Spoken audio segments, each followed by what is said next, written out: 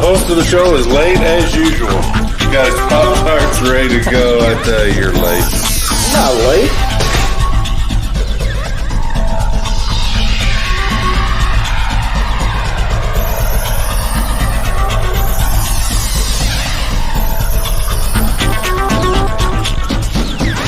This is a Meteor machine. I purchased this machine for 200 bills.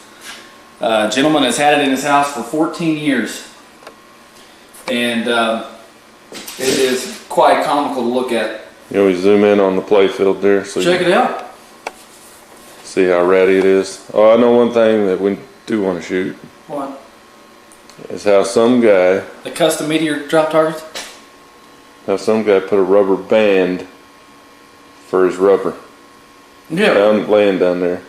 That blue one probably came off this flipper. Yep. That came off the flipper. Well, let me tell you a story about this guy I bought this from. I ran an ad in the paper. I'll tell you the whole story. Okay, whole story. We'll edit it short, huh? I had an ad in the paper, and this guy says, I got a Stern Meteor game. I said, well, I already got one. But I'll look at yours. That's a good way to respond to whether you got it or not, right? And so I drove out there. He doesn't live far from me. I live out in the boondocks. He lives farther in the boondocks. And this guy has this machine all set up in his. But I asked him, I didn't want to offend anybody. I seen these rubber bands on these flippers. And I also noticed that there was a flipper missing here completely, the upper flipper. And I said, fella, where did you get those rubber rings there? Oh, them rubber bands? Yeah, I put them on about 4 years ago.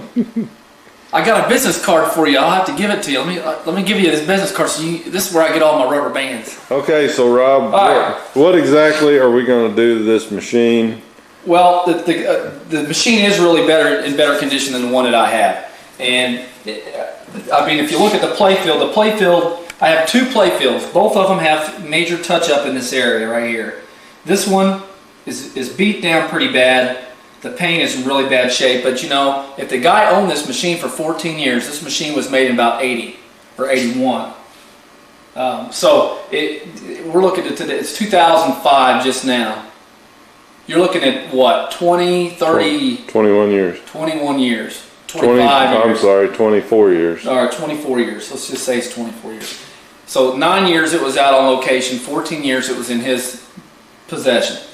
So chances are it's never been waxed. You got to wax playfields like this. There's no clear coat on them. I mean, there's some type of sealant, but it's long gone. So you can wax this and really get this right. My intention with this game is to strip it down and replace some stuff like it's missing its advanced 3 when lit hat. And wouldn't you know, Steve Young doesn't have any. But in the spirit of my good intention, I bought a new advanced 1 since he had it. So that'll go on there. I got new bodies for these are stationary pop bumpers. They're not sure switches. This is an active pop bumper. I got a new body for that. New bodies for both of these because they're yellow. You know, they look pretty bad. The drop targets there, I've got some other drop targets to kind of put over and clean up his Sharpie marker Meteor targets. I don't know if I have them all, to be honest with you, but we might make those on the computer. They're all decals anyway, originally. This target is not original, but I might just leave it in the spirit of things if it works, if it's done right. But I have a feeling, I never took the glass off this game when I bought it. That was stupid of me. I was just in a hurry. The guy had cats and I'm highly allergic to cats, so I only spent 10 minutes looking at this machine. But inside, I'm pretty certain that it's got lots of things messed up. The flippers worked, the slingshots did not, the pop bumper worked, and all the drop targets seem to reset, except for these. And all of these have individual relays that knock one down at a time, so it can reset from player to player or ball to ball. So anyway, the goal is to strip it down, clean it, just shop it out, and make it look nice. I'm going to paint the legs. These legs they're silver painted from the factory. They kind of have a hammered metal look to them. I'm going to repaint them with Rust-Oleum hammered metal, and I'm going to start that in just a second. Same with the coin door. Coin door is hammered metal. with the exception of this top piece, which is just a kind of a chrome dipped piece of metal. I'll pull this off, mask off the door, and spray it on the cabinet. And then inside the head, let me show you inside here.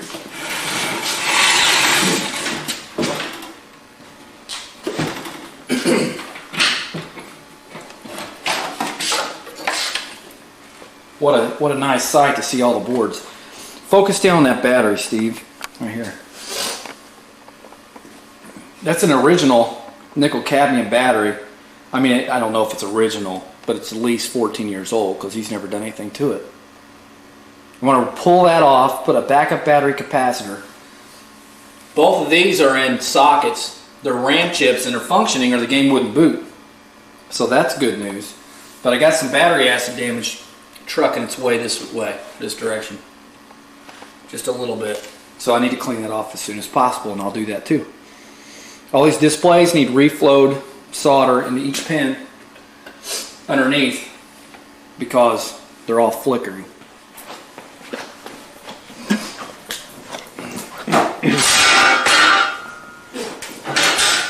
You just asked me a question a minute ago about what I was doing. Yeah, why not use steel wool and Brasso on these? Because they got paint on them. So all I'm going to do is rough up the paint and shoot them with some... What do you use to rough up the paint? Well, I got these little Brillo pad type of things. Like this here. And we'll just try it out and see what it does.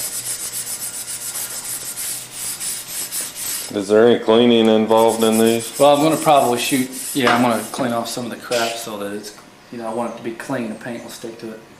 Where's my freaking mean green, man? Here it is. Where's your mean green? It's right here. I need it in a spray bottle though. Back to recording. Seeing how we don't have any spray bottles for the mean green. You just improvise, man. You know?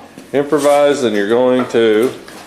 Put a little paint thinner on it. There you go. Just a little. And what does that do? Well, hopefully it's cleaning it up a little bit, you know, getting some of the funk off of it. Mm-hmm. Looks like it's doing something, huh? It preps the metal ready for paint? I guess. That's crazy. You know, really ought to be sanding this stuff, you know. I gotta tell you though, there's this law of diminishing returns. You know, we're gonna talk about this a lot. What do you reckon that means? I reckon it means why spend a bunch of time and money on something that you're not going to get a whole lot back out of. Right. There's a certain amount of work you can do to a game, no matter what it is, that at some point you're going to continue to put effort into it. It's not going to make that much of a difference. Well, what about if you're just going to keep the game to play? Oh yeah, we've talked about that, haven't we, Stephen? Yes. Haven't we, Stephen? We have. Well, in that case, if you want to spend, 3 or 4 months working on the coin door and making it look perfect, then why not? But you know what? My philosophy is this. Pinball is made to be played. So, if you take a game and you clean it all up and you make it look pretty, and you just look at it like it's a painting on the wall, that's fine, I guess. I don't know why you just didn't spend a little less money and get a painting of a pinball machine. But isn't it much better to play a machine that is nice and clean, yes. Looks good, yes, almost like brand new? Yes. Yeah, now these legs that I'm working on here, let's just say that I sanded them down to bare metal. And then I repainted them. And I put them in my basement, this machine. It's in my basement with those can lights and blacked out ceiling and all that. Is anybody even going to notice that I've stripped it down to bare metal? I mean, the idea is to make sure it's not rough and gross, and you're doing a halfway decent job of trying to get this ready for paint, right? But don't you think every time you play it, if you didn't do what you were supposed to do, you would go, man, this game would play so much better if I had just cleaned the legs a little more. Well, what you just said was right. If you're talking about stuff on the playfield, the flippers. If you do a bad job rebuilding flippers, a really bad job, everybody's going to notice it. You're going to notice it every time you play it.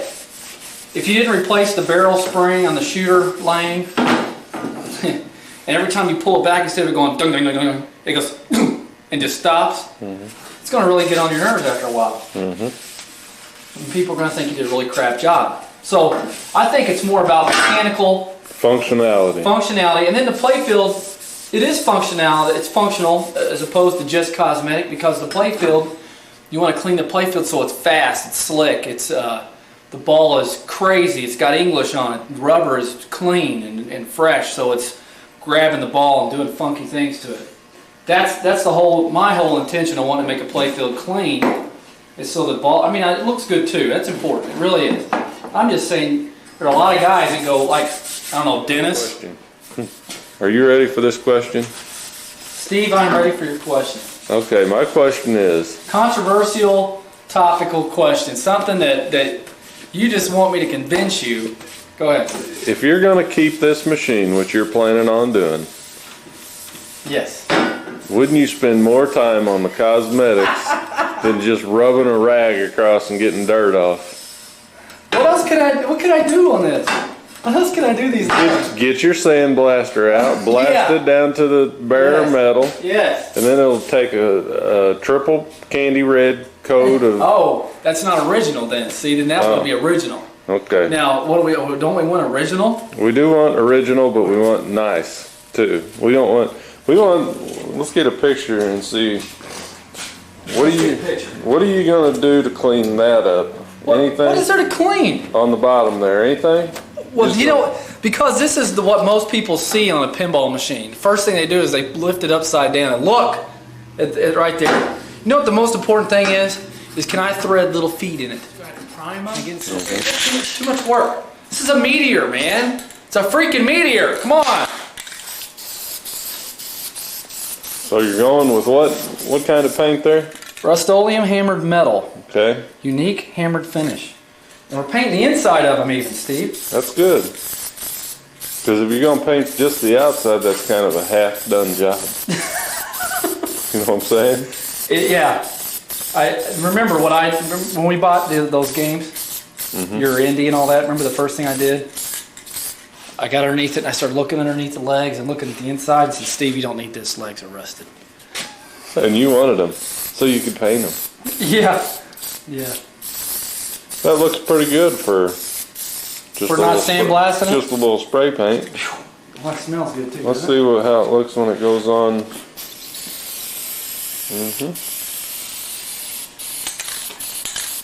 What's really good about this paint is that when it dries with a real slick finish. Almost like I had a clear coat on it. I did a little mean green cleaning on the sides. This was in the house of a heavy smoker, plus its time on location no doubt made it look bad.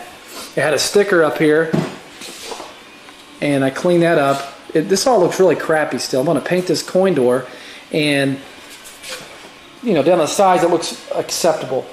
I'll probably keep it just like that. It's better than my other one. And then over here's the glass. Steve, here's what we're going to do with this glass. You see all the cracking going on in here. This glass has never been clear coated ever. And if I had some serious sized nards, I suppose, I would try to touch it up, but I'm not into that. What's going to happen is this glass is going to continue to flake and flake and flake some more. But I'm going to salvage that because I'm going to clear coat it. How are you going to clear coat it? Well, I'm going to take this really expensive clear coat spray. I think it just says paint on it. Clear coat paint? It just says clear. I don't use any of this triple thick crap. I don't like it. It's that Krylon triple thick. A lot of guys like it. I don't like it. It's too expensive. It's not the expense anyways. It's the fact that it doesn't do any better than the other stuff. This is just blue masking tape. The reason why you use the blue stuff is because if you use regular masking tape, and I've used it before, you'll wind up, whenever you pull it off, you'll take some of the paint off. It'll actually hurt the thing. You don't want to hurt the thing, do you, Steve? I wouldn't hurt it any more than it's already hurt. Yeah, you don't want to hurt stuff. So let's do a little mask job like this, and I tear off another little kind of this size triangle thing. It's a little too long, isn't it? So I'll make an ear, and then I'll be able to pull that off later. And I'm just going to keep doing each one of these displays, you know, where the displays are. We're still recording? Non-stop operation here. Okay. This is pinball. This ain't ink. What do you call it? Pinball. Corporation. Pinball LLC. Yeah, there you go. Here we have some generic old sawhorses. It's important that you have generic old sawhorses. Because if you have a new old sawhorses, something's wrong. That's right. So generic old sawhorses. Notice the legs over here drying. I'll keep pulling this. What do you think about them legs? You think they came out alright? I think they're fine. They look a little too shiny. You might be able to try another coat, light coat. White coat? Light. Why would I want to do that? I don't know. Why do you want me to do crazy things like that? I don't know. Just see if it changes the appearance any. You having troubles there? I'm having troubles. Having a few troubles. Now, here's how I play this game. If it comes off easy, great. If it don't, leave it. I'm serious. I'm serious, man. I'm serious. You know what? We're just going to leave it. Leave them? Now, this is one of those diminishing return things. I know, Steve. You're going to say, whoa, whoa, whoa, whoa.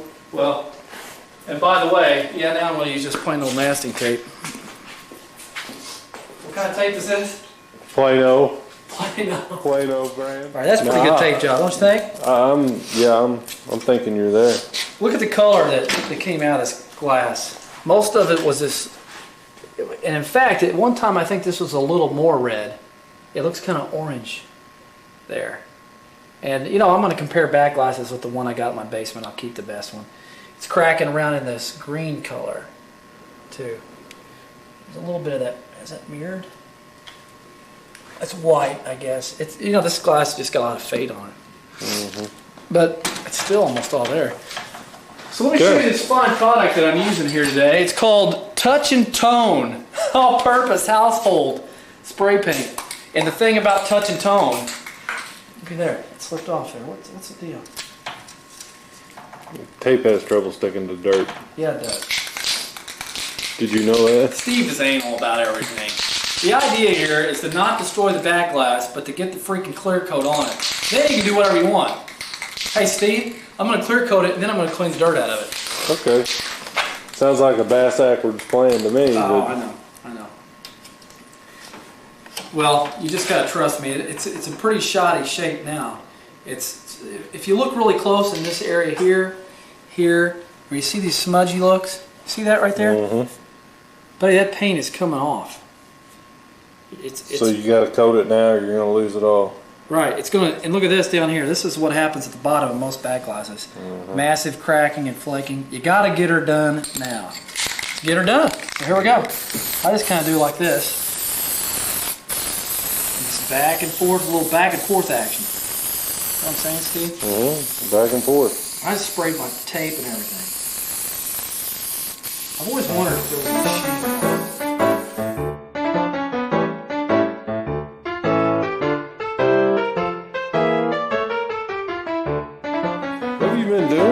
Where's your time going?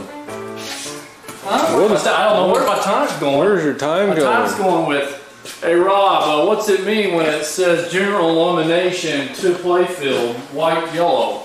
You know what? What? The only way you learn is by asking the questions. I don't know nothing. Why do you ask me?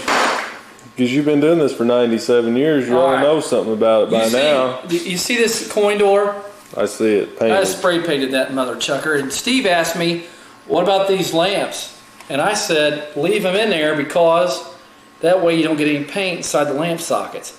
Those are old lamps. I'll remove them whenever this is all dry and be done with it.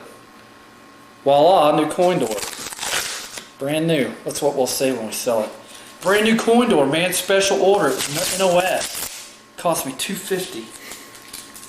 And all I'm asking for the game is $700. That's how they would do it if you were buying it at the auction. Sure. Over here is the legs that I did with the Rust-Oleum hammered metal, and I also moved over and hit the coin door with that. And look how shiny that thing is. That's almost like got its own built-in clear coat. And that came out pretty good. And then I've got, of course, there's the other leg. Here's a couple more legs. Here's a brand new foot. I'm going to put these on the legs. And I did spray paint it right directly over these. I took the chrome cover for this. The chrome cover is sitting right there. I've cleaned it up. I used Novus and very light steel wool to get the rust off of that. You can judge later what you think about it. And there is some lamps. The lamps are left in there because if the paint hits the lamp, it's not going into the socket. That's good. And by the way, I wonder if that's a Susan B. Anthony. I think it's just a quarter. No, actually, I think it's a Susan B. Anthony in there. I don't know. I'm going to pry it out and take a look. Anyway, this thing's going to go up on legs here in just a second. Oh, it's just a freaking quarter. Golly. I thought it was really something. What are we seeing? I replace these bolts because I hate these kind. Mm-hmm. So I put it on the regular style. Mm-hmm. This little doohickey goes on like this. And then on the inside, I got to put a couple of scrogs in it. It's a dowel rod. Yeah, it's a dowel rod. It's a plastic little doomflitchy that you can buy at Steve Young's Pinball Resource. And what I'm going to do is, Steve, I'm going to take this board out and give it a little inspection on. Probably replace this capacitor. Pretty sure of it, as a matter of fact. And this thing just helps you get these boards out of here. These little plastic nipple things that the boards fit on. I see. So you can read about all this stuff in Clay's manual, but you need to replace this. This is a filter capacitor. That is a high voltage fuse that somebody has rigged in there that's not correct. Obviously, they've spread this out too far. I'll probably just leave that. Except that it needs a 3/16 of an amp, and I'm telling you that. Look at the blade on that thing. That's probably a 10 amp fuse. Hey, the board looks pretty good except for this jacked up trace right here. Get your little knife and scrape it. Yeah, you know what? It's okay because they've jumped it. So the only thing I'm probably going to do to this board is change this out. And I'm kind of worried about this connector here. But it looks pretty good. Because this right here is what feeds the output to this thing, the CPU board. It gives it its voltage. Alright, these two things are for the sound. They have to go on the exact same orientation.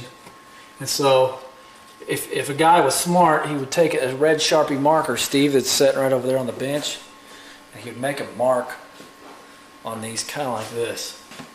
Thanks, man. I'll take this and I'll go like this. That's nice. Oh, I dropped the cap down in there. It's alright, you'll find more than that down there. Look here, I'll draw a line like that. Very nice. I'm going to draw an arrow like this to the corner. See. Then I'll just draw another arrow like this, just for reference. Okay. See that? I didn't have to draw that arrow, but it's kind of fun to do. And then this board comes out, and this has got to be fixed. Now is all this wiring that I've managed to dig out from way down in the dark depths. I haven't screwed it all back into where it goes. Like, for example, you know, this little guy here attaches to this screw up here. This little, yeah, you know, you see the hole. It goes up in there, and a little screw goes in there, and it holds all that together. I had disassembled all this stuff and threw it into the hole, so I could take the head off. And I really didn't have to do that, but I did it anyway. I replaced this capacitor right here with another one that is brand new, and I used hot glue to hold it in place, which is a great idea. I recommend that instead of the little zip ties. And right there is a brand new nickel cadmium battery, which is illegal, I know. I had a whole bunch of those that I purchased from an electronics supplier that I buy parts from sometime. He had boxes of them. He sold them to me for 50 cents a piece. They're nickel cadmium batteries used for wireless telephones. And that'll give me 4.5 volts, which is enough. And I cleaned that up. 1.6 gigawatt. I cleaned this up down here a little bit. But we do have a problem because I turn this thing on And it sounds just like motor dome. yeah, I get a nice hum, and this LED right here stays on. Here's the nice rubber rings. Now you can see the flipper rubber bands. We'll call them bands since that's what they are. And you can see just how old and decrepit that rubber is. And all the targets look pretty good, really, until you get to Meteor. And then, of course, that one target there filled with, it looks like they tried the hot glue gun there. Looks really bad. And then there's that one funky target. Other than that, she's ready for home use. Home storage. Boy, a lot of lamps out in the back there. Man, that's unbelievable. That many lamps out. Which tells you that's how long it's been since anyone's been into it. Yep. So I popped the Playfield on this nice Meteor and found electrical tape wrapped around this slingshot and this slingshot. Electrical tape wound around. And look what else I found. Caulking. A big old washer.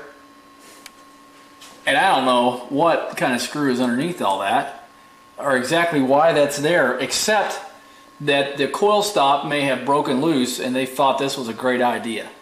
I have no idea. Look at this. This is where the old third flipper would have been. Here is this is just gross looking. All this wire comes in here. 2 wires here, 1 wire here, 1 wire off the middle, just sticking up into nowhere. That's just, it's sick. Here, this is a good example. This is a pop bumper. Look at that. Electrical tape on that thing. Why? Why? And they oiled everything. Look at this. I'm going to take my finger. I'm just going to rub it right around here, and look what I come up with. Look at that. Huh? That's not black funk. That is like they got the grease gun out. Greased everything. What the heck? So, what's going to have to take place is these coils are going to have to come off. The sleeves are going to have to be really cleaned good. The little pistons inside of them are going to be cleaned good. I promise not to use any oil. I'm going to try to get it all off. Each one of these have been greased real nice. Look, and here's the flipper. I'll use, here, this finger's kind of clean. Look at this. What the heck is that? Did they oil this? They didn't oil the knocker. They forgot about the knocker. I pull out this connector, and obviously something must be funky because these 2 connectors are missing completely, and that one. So I plug it in. I plugged it in, and this part of the resistor fell off. That's this guy right here. So that resistor is obviously not functioning like it should. And then all this rig in here, they wired these things direct into the back of this plate. If this game isn't working perfectly by tomorrow, I mean, it doesn't have to look good, but it better be working good, thanks to the magic of videotape. I will burn it in this building, set it on fire with everything else. You heard it here, folks. This game. This was the last time that we looked at this game. We had the playfield lifted up. We were looking at all the hack jobs. It was yesterday, as a matter of fact. Yeah, it was. And in between now and then, the machine wasn't booting up. And the reason why it wasn't booting up is after I put everything together, I had a wire where I had changed this capacitor out here for a 5 volt filter. And this lead had broken. After I'd soldered it on, it broke where I started my strip from. So what happened was when I stripped it, I compressed the strippers too far. It made it really weak and it just cracked right there on this lead. So I resoldered that back on. How did I know that was the problem? Well, I was getting good voltage into this board from the transformer. I wasn't actually. I had to work on that first. We'll look at that in a second. Well, once I got that fixed, and I knew my voltages outside of the, I said transformer, I meant rectifier board. After I knew they were good, I was coming up here and I wasn't able to get an output. I was getting a 12 volts and some other voltages, but I wasn't getting 5. I was getting like, you know, whatever it was. It was like 2 volts. So I just kind of wiggled this thing and I noticed that it broke off. And I put it back on there just by my finger and I saw the board starting to boot up, so I knew that was the problem. So anyway, that was it. I'll turn it on and we'll listen to it come up. See the light blinking over there like it should. It's going to blink, what, 7 times? Yeah. Here, the rectifier board, we talked about the hack job on it. Right there, this resistor had to be replaced. And then I didn't put the new rectifiers on it yet. I didn't patch. I'm not calling this a patch job either. I mean, the thing is running fine, and you know, if it ain't broke, don't fix it. You could talk like that if you want to. This is one of those things that even though it's highly recommended to go ahead and put those rectifiers on, I tend to change my mind about this. I've started taking these machines, and if they look pretty good, you know, all these connections down here have been hard soldered into the back. The board needed that resistor. I tested everything on the board. It's working fine. I probably won't beef up those rectifiers until there's a problem. I'll look at it, I'll know I need new rectifiers, and then I'll do it then. But I just hate spending that much time these days on a machine like this anyways. If I sell it, I'll let the person know. I'll warranty it if it goes bad, and I'll do the upgrade for them for free. Okay, back to the Playfield. I've stripped it down to its plain Jane stuff here, and I haven't touched this thing at all with any Novus of any kind or any type of cleaner. It's just pulled the post off, and I did a map of the post. Steve, scan over there to the pin over there to that. That was my map, kind of like Steve's map that he did on his whodunit. Pretty simple layout. On this map here, I just kind of start with the flippers, and I draw these slingshots out. And everywhere where I have an X means that that's a Phillips screw. And it looks like I forgot to put one over here, because that's a Phillips. And it turns out that all the Phillips head, all the screws in the game are wood screws. It's funny because I did a Meteor just about a month ago, and that Meteor had several machine screws. If any of these would have been a machine screw, I would have noted it with an M beside here. I just would have put an M outside of the post. That would have told me that's a machine screw, not a wood screw.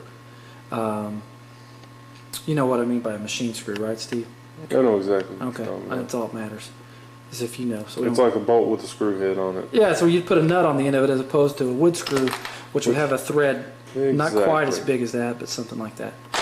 Okay, so then I know what, you know, what's what, but there's more. There are some short posts, and if you look right here, I put a note: all short, meaning all 3 of these posts are short posts. As opposed to long posts. Right. There's a short post there. There's one over here. And then all of these on this side are short, right around that stationary target. There's a flipper there. It's supposed to be. We don't have it on the game. There's where the spinner goes. And that kind of mark where the rubber rings go. Kind of, sort of. Here I didn't write any. There should be some that go right. Our sheet like right here. And then there's some right there that's just plain wood. And so I'm just going to buff my little socks off. Yeah. The sock. Let's just do a little cleansing. Right there. Okay, that's a Mylar, right? So you can see what it does to the Mylar area. Alright, now let's go to the wood part.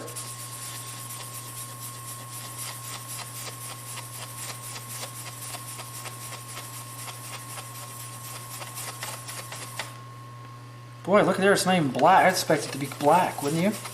Maybe you got brown dust instead of... Well, maybe it didn't get played much. I would have thought I got a lot of dead paint right there. Okay, that right there is just a tiny bit of elbow grease, and you can see an incredible change in the black. Really brought the black out here. And then on the Mylar, you know, the Mylar doesn't look much different because it's just Mylar. That really came out pretty nice. I will wax this machine also. This will get... After you Novus it and you'll wax it? Yeah, once I get all the grimy crap out of it. Because Novus, I'm using it for 2 things. One is to clean the dirt. Look over in this area. You know, I'm going to really... Let's just do a little bit. What the heck? Put those drop targets down. I'll take my sock. I'm just going to really give it a rubby-dub-dub in there.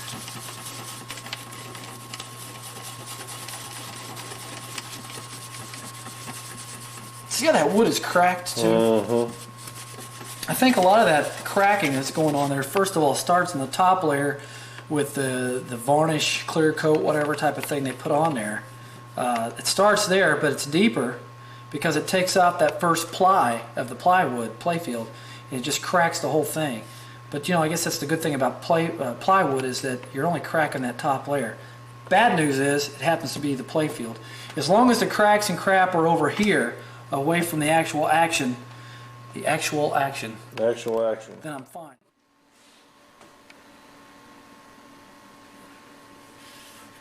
Feel slick? Mm-hmm.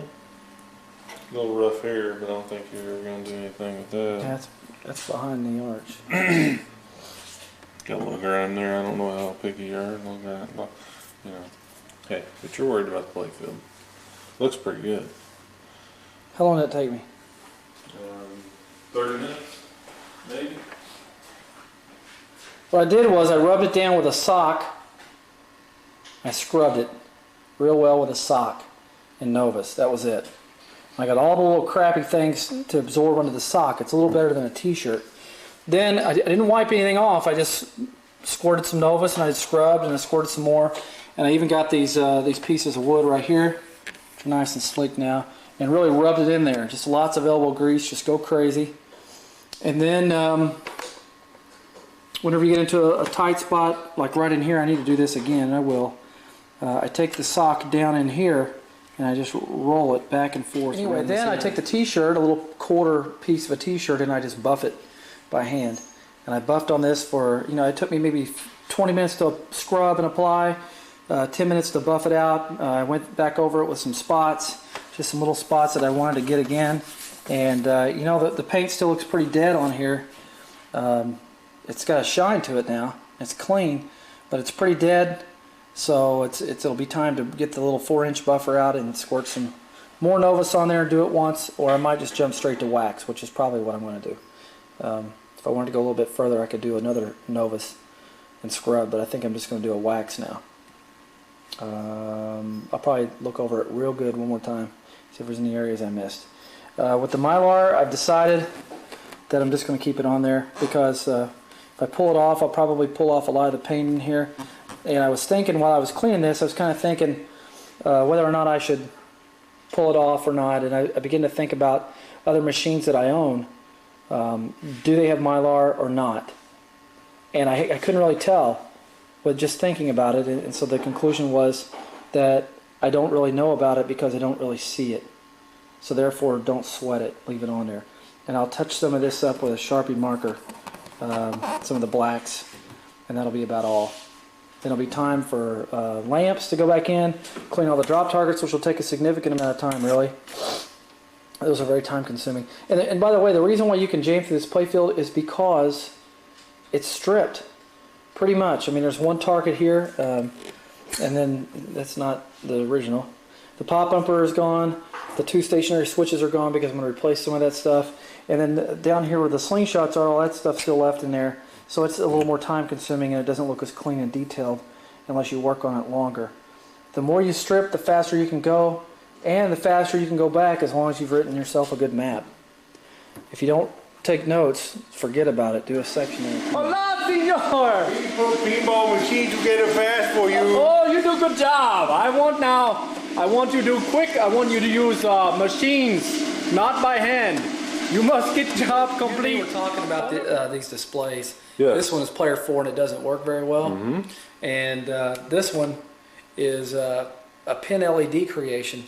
And you know I got PinLED stuff on Pop Bumper. Mm-hmm. I mean, yeah, I got an article on Pop Bumper, but I got it in Pinbot, which is kind of like Pop Bumper, I guess. Mm-hmm. This is the circuit board that they use to drive their LEDs. This is the old stuff. Then you can see the new stuff on your right.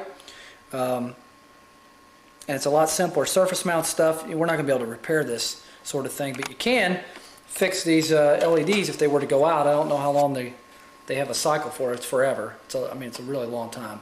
So it's rare that you're going to lose one of these. But if you did, PinLED would send you one, and then you can just desolder these. And you know, most people may not be able to do this, but it's no worse than an integrated circuit.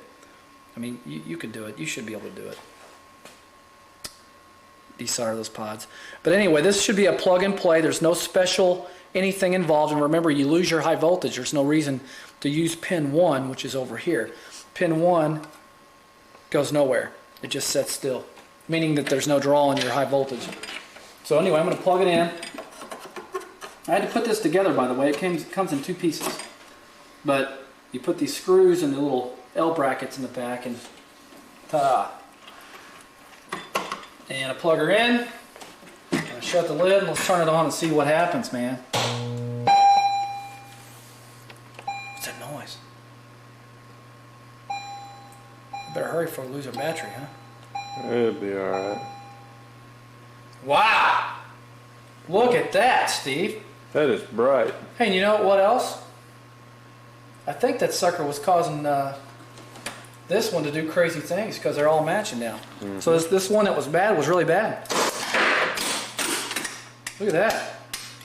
Oh, we're off one thing on player 1. But this is our focus anyway. Looks good, doesn't it? Looks very good. Very good. Rob, and he has a cold, and he's marking on the machine in the story. See, you just made me mess that up, man. I don't have a cold either. I've been around Steve, and I'm allergic to homosexuals, so it's a problem. Look, just scribble in some stuff. Yeah, sweet. Hey, on every machine, I like to put my initials somewhere. I can't see anything. See? Okay. All right. Put your initials somewhere on the machine. It's important.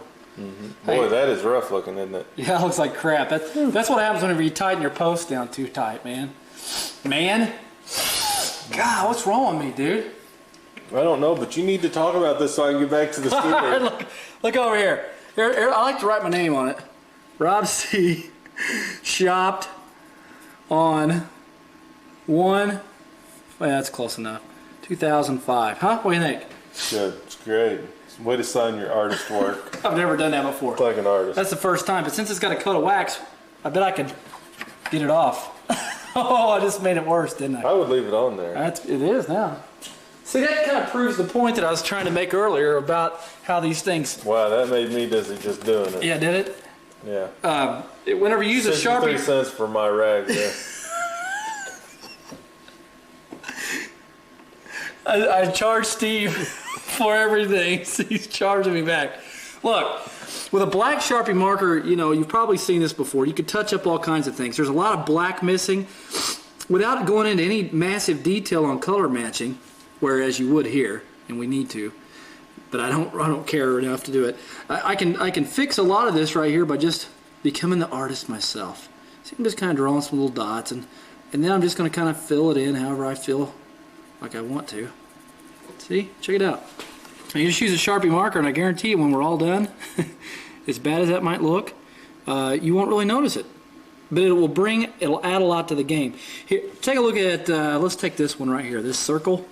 See, a lot of this black is missing. And I'm not an artist at all, but I'm just going to kind of fill it in right around in there where that black used to be. And I just kind of went off a little bit there. And if you come around like this, and you just kind of lay your hand down at a little bigger angle, you fill this thing in and it'll look really nice when it's done. And some people like me have a problem with going in a complete circle while I'm in this one position with my arm. So what I might have to do is go around to the other side, but you know what, just for the sake of getting this in one take here, I just messed up a little bit. Yeah, that's not going to be too bad. It's not going to be too good either, but it beats, I don't know, it's your opinion, you know, does it beat what it used to look like, Steve, or not? I would say yes, as long as you don't get too wild with the paint. I mean,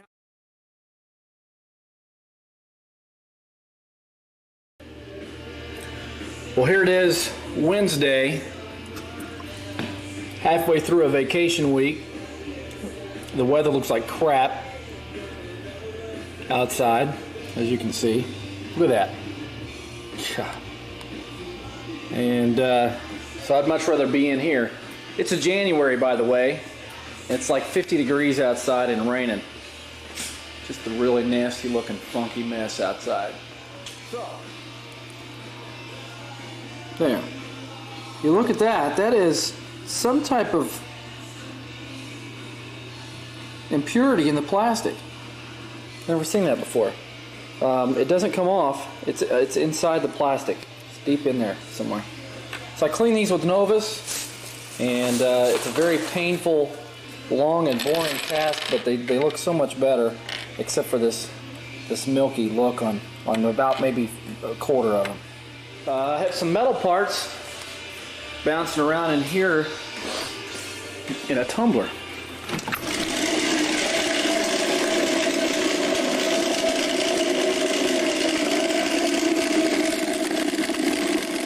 Those guys have been running for a long time.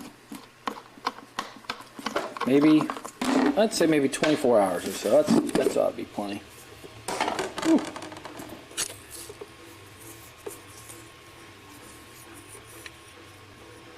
Came out pretty good. Action in 5, 3, 1, go. Hi there, my name's Rob Craig, and I'd like to introduce you to a stationary pop bumper. Right there, a stationary pop bumper. That's really not a good idea to call it that. Let's call it a stationary switch that looks like a pop bumper. This is the new one. This is an old one. I'll zoom in on that. Okay. It's quite a bit of a difference there, and the reason why I decided to put all new stuff there is because the original body down here was broken, and Steve Young had an advanced 1. He doesn't have an advanced 3 when lit, which goes on the other side. Anyway, the only thing original on this is this bottom dish and then the stuff underneath it. I've even replaced the lamp socket, which is now going to use a 555, and I'm just going to kind of show you how I do this. I'm using the original green piece here. It mounts just like this in this hole. Just kind of smash her down there. Ta-da! Then the spring for the dish.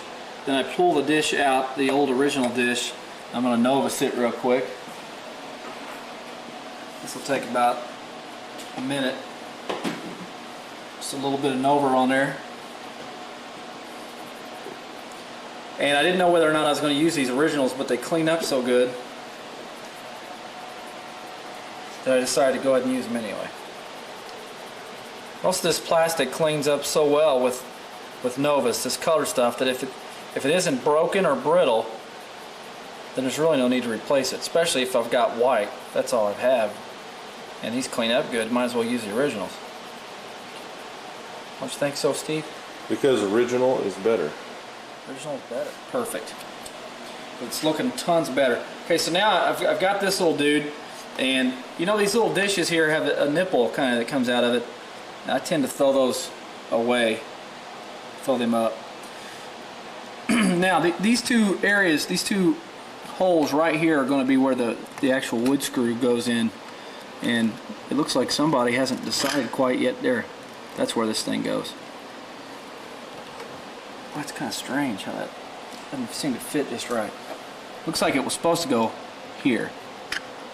You know, I really don't care, just so it sets in there right. Let me pull it out. It's got to set flat, you know.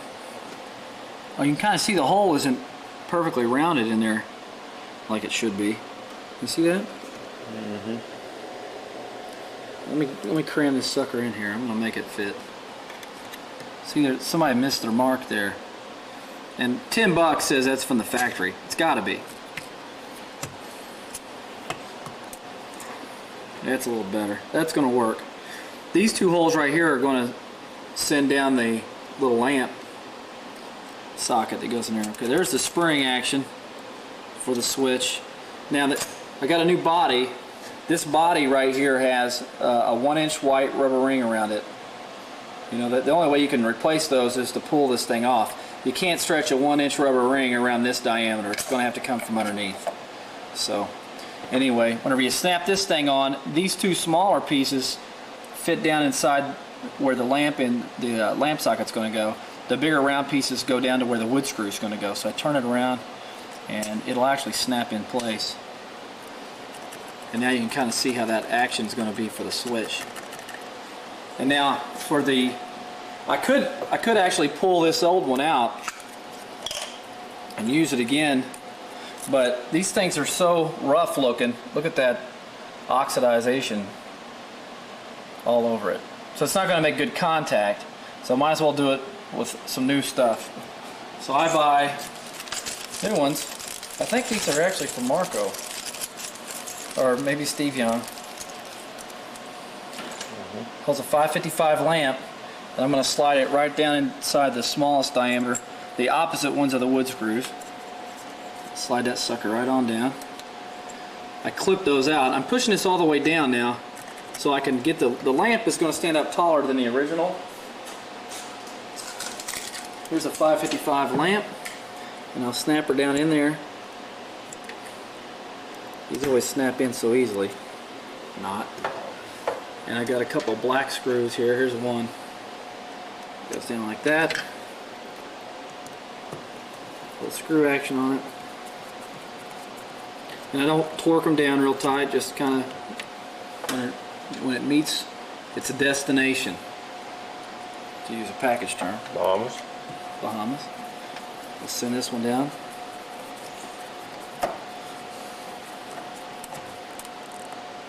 You can crack the body of this thing really easy.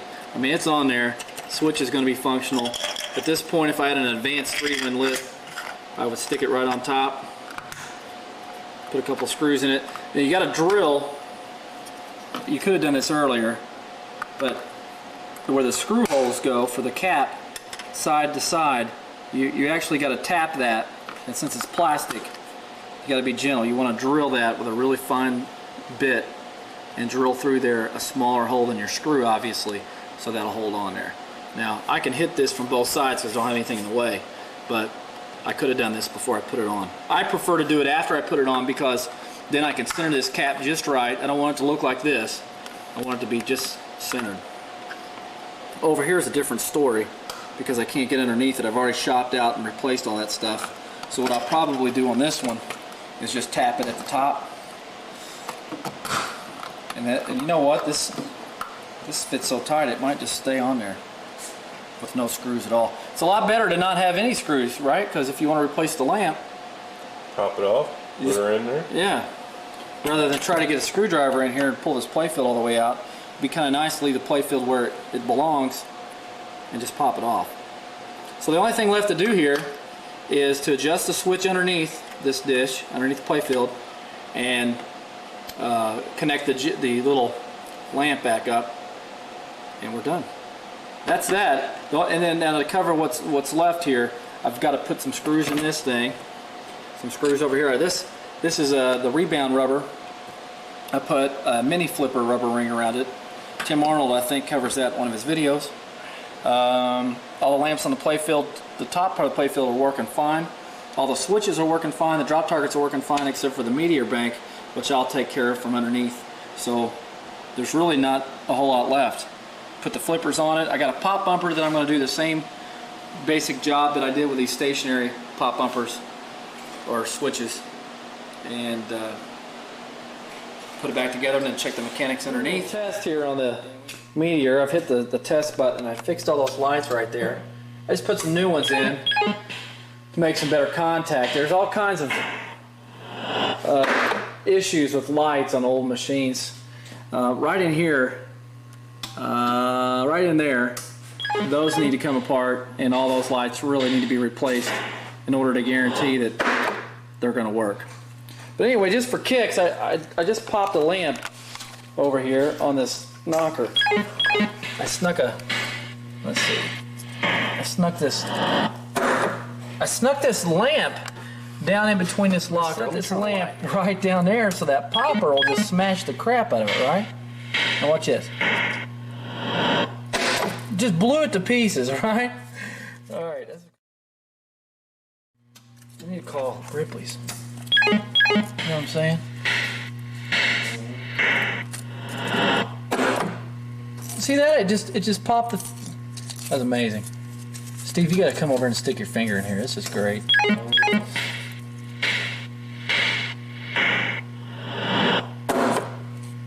That was amazing. Well, yeah, it's more fun than that. Here we go. Right there is the danger zone. Let's nail it.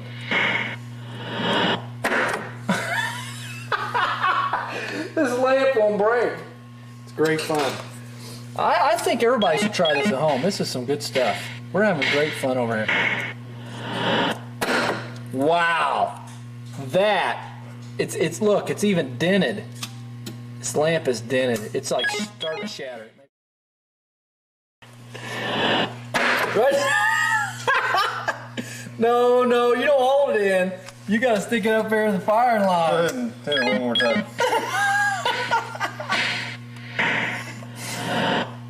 Oh. That's not that hard. Wait, I'm not ready.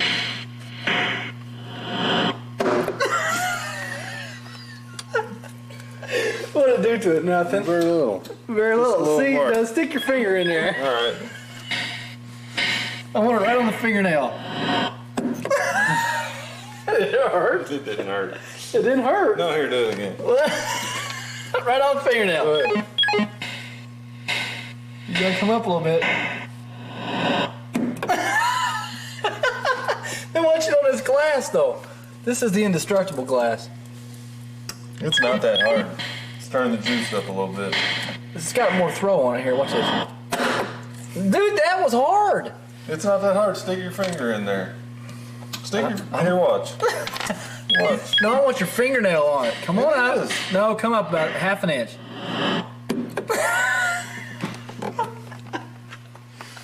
You want to try my pinky? Yeah, try your pinky. This might hurt. Am I on the zone? Yeah. Ow! Sometimes get screwed tight to red and blue and red and light pole in back corner and fix. I don't know which one, they all look the same to me. I just pick a part and stick on the thing in back corner because instructions say back corner. So I always need back to and then fall back. How do you test the fuse? What's the right way to test the fuse?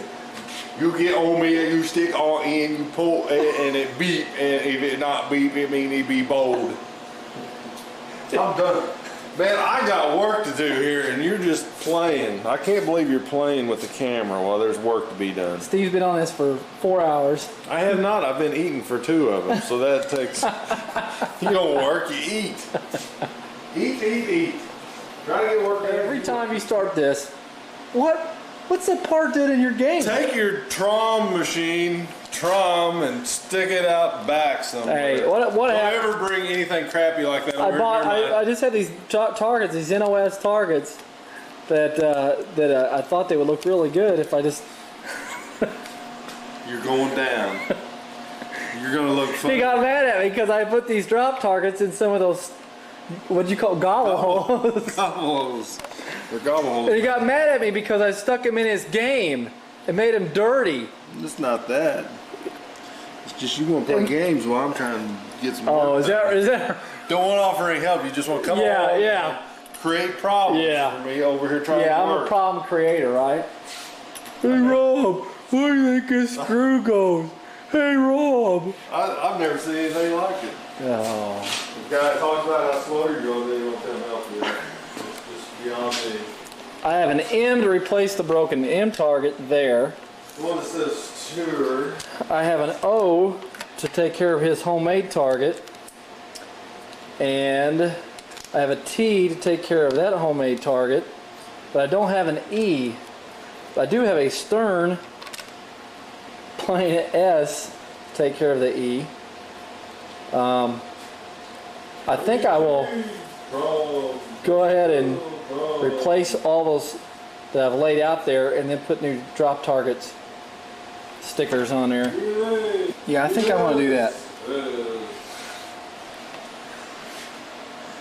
Why don't you work on your own game and leave me alone? When I get done with this game, It'll be 2007. You know, every once in a while I get so excited about something that I find in a pinball machine that I have to share it.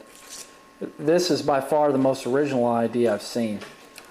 The black, that's not a marker, that looks like paint. Somebody went to the time and effort to douse out whatever was originally on that in white and then go back over with a T. And then if you notice right down in here, this extra white stuff, that is caulk. Caulk, C-A-U-L-K, the stuff used for windows. Yeah. Nice, huh? That's what you do to springs, you just caulk them. I've never seen this before. This is what happens whenever a homeowner gets a pinball machine, and they're really good with, you know, fixing up things around the house. Do-it-yourself. Yeah, a real do-it-yourselfer. They use their own little ingenuity there to come up with this great idea. This is great. See, they only got a little bit of caulk down here on the bottom. A little bit goes a long way. A little bit of caulk goes a long way. So I've been told. This is the last target I'm working on, and you could see the trademark caulking on the drop target. And yeah, it's trademark. It almost looks like they did a little bench grinding right here to get the lip. See, these targets all have a lip on the top here, so the ball won't stick inside that cutout that's on the playfield, you know, where these go through. So they're wide right here. But this gentleman, full of all kinds of intelligence, decided to grind that off. It's pretty obvious it's been ground down. And then if you look right here where the spring attaches, they didn't attach it like they did, you know, this spring right here. See where that's done right. I'm looking at this one here. No, this one here is just kind of wound in there and then threaded. You can see the end of the spring right here. This is just some of the crap that I've run into. This plate was completely gone, the flipper plate for the upper flipper on Meteor, and I've replaced it. I had a spare playfield. I pulled it off, and most of the parts are there. I haven't got a coil in it yet. I'm trying to make you know, hand and fist out of the other one that I pulled off. It was a complete wreck. They used speaker wire on that one. Clay Harrell, Oh. he does the stuff on marvin3game.com. Here's a book that I made, Early Solid State Repair 17 to 35. That's what this is. It does sterns too. You know, you go through this thing for suggestions. You know, I can't remember everything, and he's figured out more than in a week than I figured out in my life. But right here, display missing one digit. You know, I had a couple doing that. I just always go to, I print it out, I keep it in here in the shop, and then I go to it and grab information out of it. As an open resistor at R1, R3, R5, R7, R9, or R11 could be the problem. Check and see if they're open. And sure enough, I had one that was open, and that's why player 4 over there now is working. As soon as it bumps the high score, you can see player 4 will be just about perfect. See? So I've got the credit one that was missing a couple, and I'm going through this, and he suggests that you replace all of them, all the 100K on. I'm just replacing one, or I'm just, actually this one here I worked on, and I botched it all together, and I'm checking my work, and I got the little thing going like beep, and what you should be able to do is not touch these two and make them beep, right? And they're not beeping right now. They're not, so there's no short. And then so I take this and I test it to its lead there, and it's good. All right, that one looks good. See how I'm wiggling that? Yeah, you see that? You don't care. So that all looks good now, Steve. You know what I'm saying? What'd you do? Just drop some solder right there in those spots? Yeah, I went like this. I'm just gonna do a little play action right now. Look at that. See them suckers just drop like that? That's nice. It's not very level either, is it? Look at that rubber, man. It's bouncing all over the place. I love it.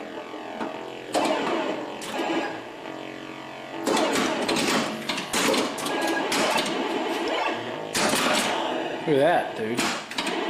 Oh, that pop bumper doesn't catch it. It's got to really hit it in order for it to work. Oh, that's some serious bouncing. Your flippers, talk about your flippers being so strong. How did you accomplish that? Just cleaned them up, man. Made sure everything was in good shape. I mean, you really can't find a whole lot of flipper rebuild stuff. Steve Young's got some for old Bally and Williams stuff. But if you clean them up real good and get rid of all the caulking. Caulking and dog hair and electrical tape. Looks like this light's on all the time for some reason. Hey, look at this too, Steve. Guess what? I don't have any lights on here. What's the deal with that? Oh, here's a few. Yeah. Lamp sockets suck, man. I hate them. All right, I'm gonna drain it. Okay. I'm just too good, huh? It's working pretty good. I don't even have to flip the flippers anymore. Yeah.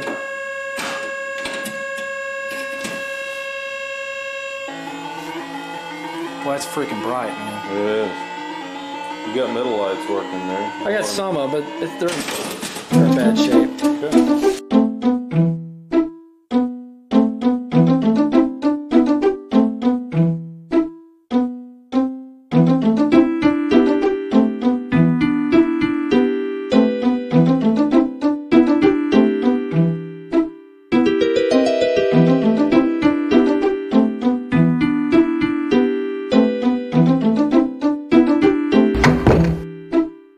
Cabinet of the game. So this game was purchased ironically at an auction, and not a good thing to do probably, because you really don't know what's inside. You haven't done a really good inspection. You really can't tear these games apart at an auction. It's just not going to happen. Alright, so here's a 9-ball glass, and I looked over the glass and it looks pretty darn good. And then I looked at the glass while it's in the head, and I seen that, you know, the displays looked like they were all there. And I did pull the glass out, and when I did, I realized the following. That I have one board in there, a lamp driver, and that's it. I believe I took most of this wiring and I threw it down inside the game, but it's been so long since I've actually bought this game, I don't really remember. Down in there, down in the hole, is just tons and tons of wiring. And from the looks of things, I see a little plastic clip that looks like it was screwed into the head. See it right there. That's a good sign. I believe that is the cabinet or the head wiring. So here's the game, and I do remember popping up this Playfield and just looking at a few things. So whenever I bought this game, first of all, on the Playfield itself, yeah, we got a cracked slingshot plastic. I was looking for bare wood on the Playfield, and you know, I really didn't find any. It's dirty, it's dingy, it's kind of got that yellowing look to it, which I can live with. All of the lamp inserts have a cup. You can see what I mean right there. They're cupped in. I can still live with that. I mean, that's going to happen to all these games. But plastics-wise, pretty decent shape. You know, it's got a cracked slingshot plastic, but all the hardware on the Playfield looks like it's there. You know, the pop bumper isn't so bad. The inactive bumper there, that's just a switch. That's not so bad. You know, the caps are there, so it's not a bad game at all. I'm going to pop the Playfield up, and we can look inside. Alright, and one of the things I want to see in here is, are there coils missing? You know, if there's coils missing, then I'm going to have to dig through my old stockpile of coils, and you know, I may not have it, then I have to order it. Drop targets, are they intact? You know, here's a pretty nasty one right there. You can see how nasty that plunger is, a little rust on it. But you know, you could clean all that stuff up. Power supply board, I expect this thing to be junk, and without doing a lot of real looking in there, you can see that somebody has done the very common solder the wire directly to the pin idea, and that's a pain in the butt. This will have to be completely reworked, but that's no big deal, because that's to be expected. So I didn't worry about that right there. That's a 30-minute bench job. You need to update that thing anyway, following Clay's manual. But other than that, inside, all that wiring is really there because of me. I threw it all down in there, and I took the head off whenever I transported the game. Chrome legs, and by the looks of them, they look a little bit like Gottlieb legs. They shined up real nice and polished up good, so I put them on here. And back here we had a ton of glass. I just got done vacuuming that out a little while ago. There's a bunch of glass back there, probably the Playfield glass that busted. Some of these drop targets right in here, you can see there's a piece of glass right in there. And to do that correctly, I'm going to have to remove that bank of drop targets and clean all that out. So it needs to be done anyways. Cleaned the cabinet up, did some mean green on it. Looks pretty good. All the way across. It looks pretty sharp.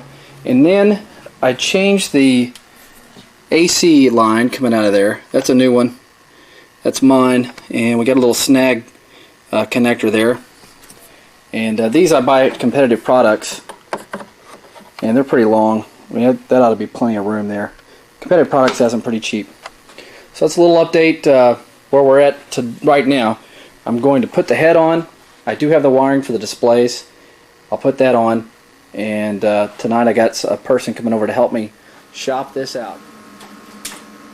Okay, what you're looking at right now is a mass of wiring. This is the 9-ball again.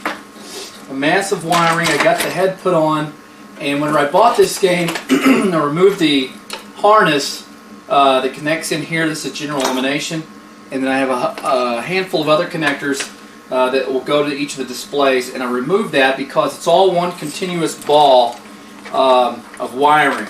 And so here's where that's going to go into the harness, where the harness attaches, and then I removed some clips here where the rest of the harness goes, and I left those clips in place so I could get a pretty good idea of how to put them back.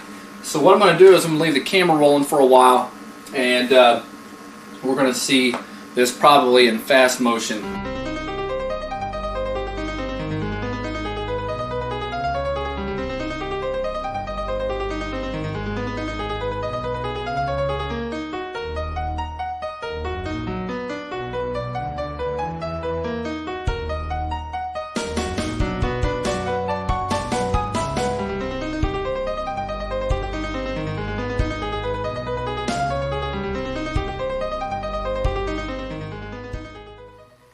Lisa, aka The Blades, tell us what you're going to be doing. What job do you perform for Pop Bumper Pinball Restoration? I clean the machines. You're the cleaner. I take them all apart and clean them and then put them back together. Okay. This front part. So the front part, also known as the playfield. Playfield. What is it that you're going to do tonight exactly? Well, I took off the screws. I'm going to clean all the little plastic things. And then we're going to wax the playfield. And then put new rubber bands and new screws. And it'll look all shiny and new. Mm-hmm. Mm-hmm. Good, good. Rubber bands. Where do you get those rubber bands at, by the way? They're just here in the Gray household. We keep a stockpile in the roll-around stock cart there. So I know that everyone watching at home will want to know what your favorite game is. What's your favorite pinball machine? Well, first of all, how long have you been playing pinball? Oh, maybe for less than a year. And what's your favorite one? I don't know. I don't think I have a favorite one. You just like them all, I guess? I just like them all. Okay. Well, maybe we'll get a shot of you playing some pinball later or something.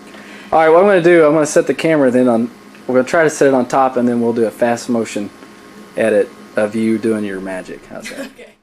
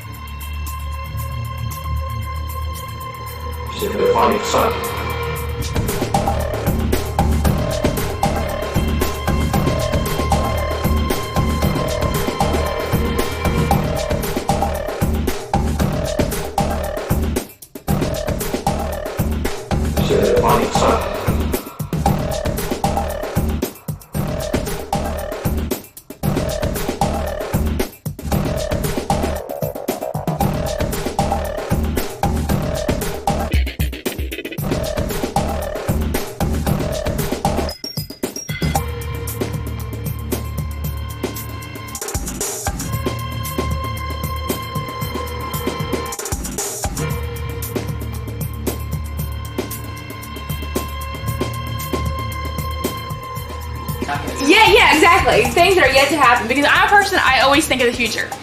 Like, right now, I'm thinking about tomorrow. You know, I was always thinking. You're not thinking about me? I'm thinking about me. I'm thinking about right now what I'm doing. Yeah, right. Circuit boards wise, I think this has been replaced.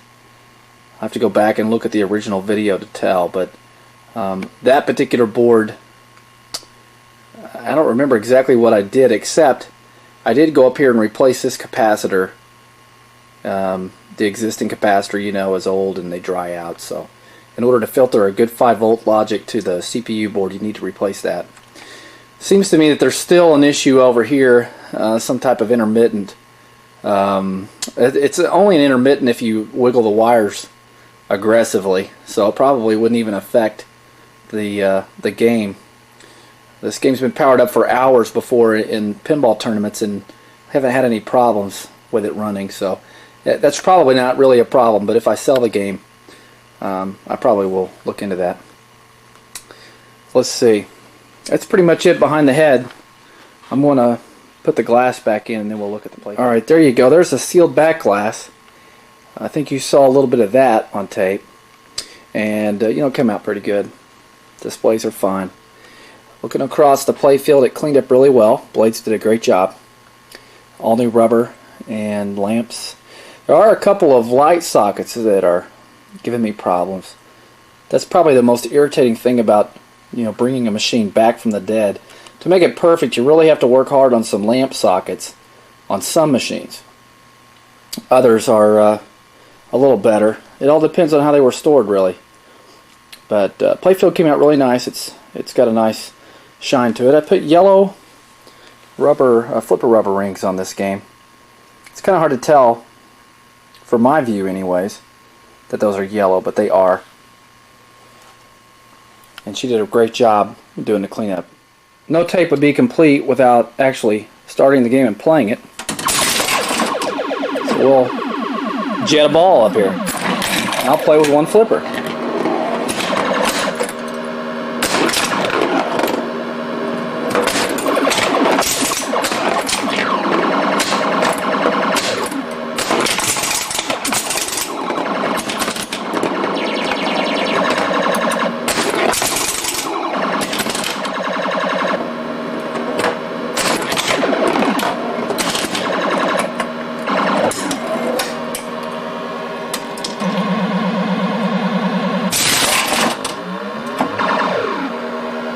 Probably one of my favorite things about this particular game is that spinner.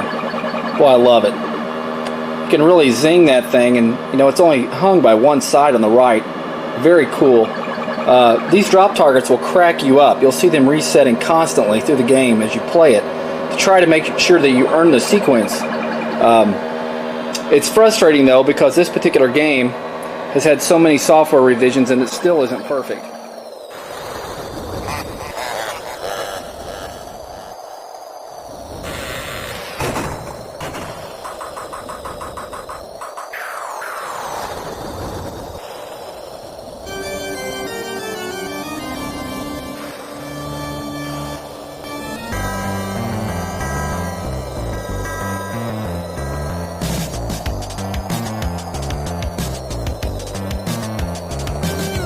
So we're going to start there, and then we'll go through the head, and then we'll turn it on for you. But one of the things that clued me in that this game probably had a massive hack job was when I opened the coin door, this was missing. Alright, that doesn't always mean bad things, but in this case it did. This power supply board was missing. It's a supply and transformer. This is the rarer rectifier board because it was only used for like 3 games. You could check Clay's manual to see for sure. But he did have that, and if he didn't, I was going to just forget the game. But he had it on a workbench. It had been sitting there for a long time, so he gave me that, and I had to rebuild that. Now, shame on me for not putting in the fatter bridges on top there. I haven't done that yet, but it needs to be done. I did replace every connector here. As you can see, those are new housings, and underneath that is all new pins. Something that definitely had to be done for this game. And then underneath the playfield, just covering a little bit about what's going on here. When I first bought this game, and I hadn't seen this till I brought it back home and started working on this project, right there is a coil missing and the hardware that mounts the coil to this bracket. And then I had right there, a coil was missing there, so I put a new one in, or one I had as a spare. And we had some wiring that was cut off, I believe, yeah, right here. That's another coil that I pulled out of my spare stock, and I believe that one is too. And that one was there. And just glancing around here, you can see that the game was pretty much hacked in some places. Things were stolen. You know, just mercilessly just rip off these wires, pull a coil out, and run with it. Drives me insane when people do that. Also, I want to note one other thing. This is very frustrating. This cable right here that runs through the playfield, and then it goes up underneath the head to another connector. Luckily, that's a one-piece wire. That was missing. That was completely gone. So whoever had this game prior to me had decided to steal parts, remove the power supply for some unknown reason, pull it out of the game, and then remove cabling. It's a very troubling thing, but that's not it. We'll see some more in just a second. Okay, now we're back on top of the playfield, and I've removed a lot of parts on this playfield. One of the first things I like to do is get rid of the posts, get rid of the plastics, and then start scrubbing down the playfield. And you know, if I have some mylar that I want to remove, you know, or other cosmetic things, I can do that. What I wanted to do here is do a basic cleaning. This thing was completely filthy. It smelled like dead mice inside this game, and on top of it there were certain places, like right up in here there was a ball of hair. You know, you could see there's been some moisture through this ball trough right here, and it's not really a pretty sight even after I've spent quite a bit of time cleaning it. There's some things that need to be removed and polished, like that thing right there, and right over there. Over here we have 4 stationary bumpers. We'll call them like mini pop bumpers or something. They don't move. They just have switches. And all of those have that really burn up old yellowing look to it. Not very attractive at all. And then right here, these 3 things were all broke down inside. These are just pop bumper housings. Look at that one right there. Really bad shape. What I decided to do here, and all these are going to be pulled apart, redone, and cleaned up. I got a hold of Steve Young and bought new Space Invaders pop bumper caps, and then those stationary guys down there get a new 50-point top. So basically, I'm just going to throw this on there real quick, but they're going to look something like that. It looked pretty good. The body of that thing, I did not get any new bodies of it. I probably should have, because that thing is really yellowed out, as you can see. Not very attractive at all. But I did get some bodies for, they're in the bag. This is from Steve Young also. These go over the 3 pop bumpers and then new skirts. I think that's what you call a skirt. Whatever it is, it's the round bottom switch thingy. So anyway, that's going to go on there. I expect this kind of thing in a game of this age that's had number 44 lamps burning, heating up everything, you know, wear and tear. I expect to see that. I wouldn't be surprised if some of these fall apart down at the bottom, maybe break. I've seen those happen before. And then here's a potpourri of drop targets. I really hate this crap. I hate to see this potpourri of drop targets, because that means I'm going to have to pull that whole thing apart. Probably needs to be done and cleaned, but you know, certainly not an attractive element to this game. That's ugly. And then I think this here is an original to this game. I'll have to look at the flyer even. Who knows? Now, the backglass. This backglass in this game, you're looking at the alien part there, the second glass. He wasn't there. Actually, his guts right in there were completely blown out because the paint had flaked and just peeled back. The front glass, the mirrored portion that we're looking at, is original. And then this head here, whenever I first got it, I decided to kind of clean up this head and paint it. And then there was some fill that when we were putting it together, it broke out. So I'll have to go back and work on that to get that cosmetically done. But inside here, interesting, when this game was purchased by me, it had 3 7-digit displays. This is a 6-digit game. Interesting. Right in here, this is the wiring that goes to the head that runs the lamps that run around the outer rim of this backglass. You can see there, it was cut. Somebody had cut that with like a huge pair of tin snips, and so I had to go back and by hand put those back together. That's heat shrink you see on the end of those, and it's working. We'll take a look at that in a minute.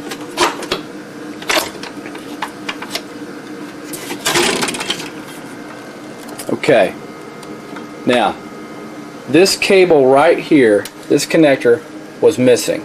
This did not exist in this game. So when I put this game together, this cable that I'm holding my hand on was gone. So a pain in the butt. Thankfully, I put a request out on Mr. Pinball, and somebody answered it very quickly, sent me an entire box full of wiring, not just that cable, but another wire. In fact, they sent me this wire. I ended up using it because I had a problem. This wire that comes up here, and then it feeds to the auxiliary lamp driver board, up here to the solenoid driver board, and it comes across here and it hits the CPU over there, the lamp driver down here. I think it may even hit a couple more up here. I don't remember. I did this a little while ago, but and it does feed the soundboard. But this wiring harness that I had more than a couple of cuts and opens in it, and so I was having a major problem with that. So when I bought this game again, it was missing this right here. I want to zoom in here and show you some more cuts that it had on the original wiring. Thankfully, somebody who answered my ad at Mr. Pinball had sent me enough wiring. I didn't know I needed it, but I did need this cable too, that comes up here and feeds this board. This particular cable was burnt. It was messed up there. So, you know, rather than having to change the pins, I swapped the whole harness out, which proved to be a smart idea. That whole harness, by the way, came up over here and up here actually, and hit each one of these displays. So again, that gentleman that sent me that really saved me by giving me good looking connectors with good looking pins inside of them. It was very nice, and I really appreciate that. That right there is not original. This is an All-Tech CPU. I use that to get a game running quickly because I know the CPU is good. It's proved to save me a lot of time. I can get the game up, we can even play the game while I then go to the bench and fix a CPU board. This game did not have a board in it. Well, actually it did. It had an MPU 200 for a stern. For some reason it was stuck in this game. I don't think this was the original board with this game when it comes to solenoid drivers. The lamp drivers always seem to be in every game. For some reason they leave them. They just don't. They're not worth much, I guess, to people, so they just leave these in a game. The soundboard is pretty much the generic bleep board. No speech, nothing fancy here for this game. Alright, there you go.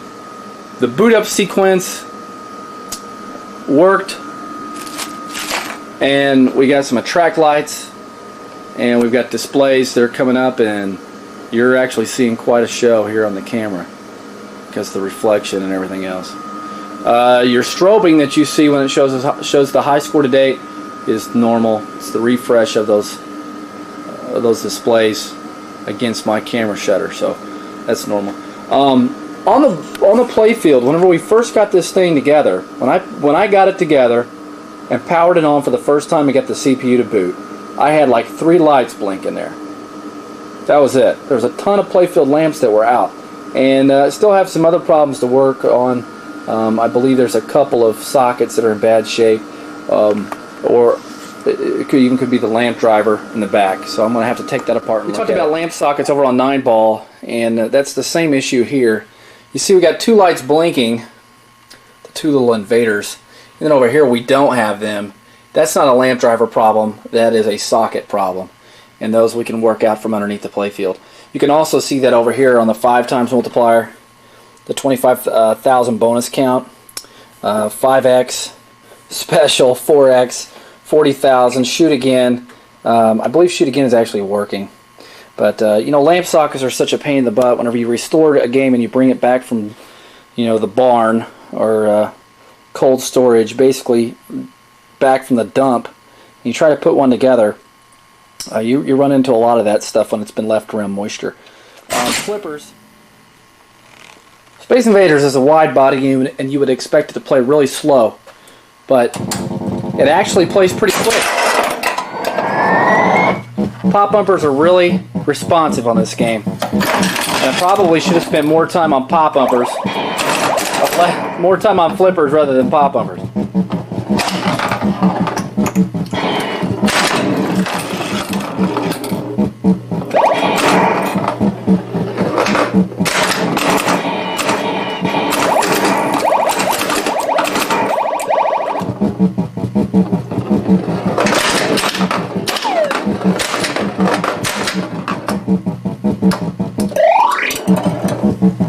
Check out these pop bumpers. They really come together well here.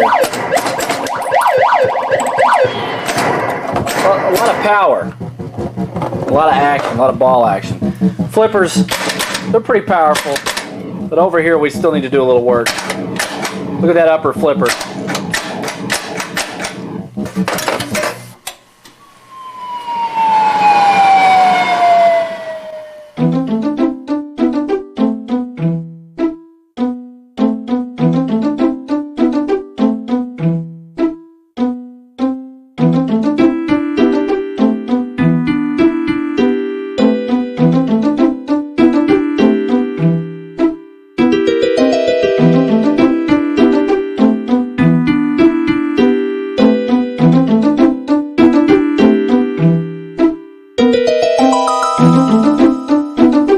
Here's a new project. This is Strange Science.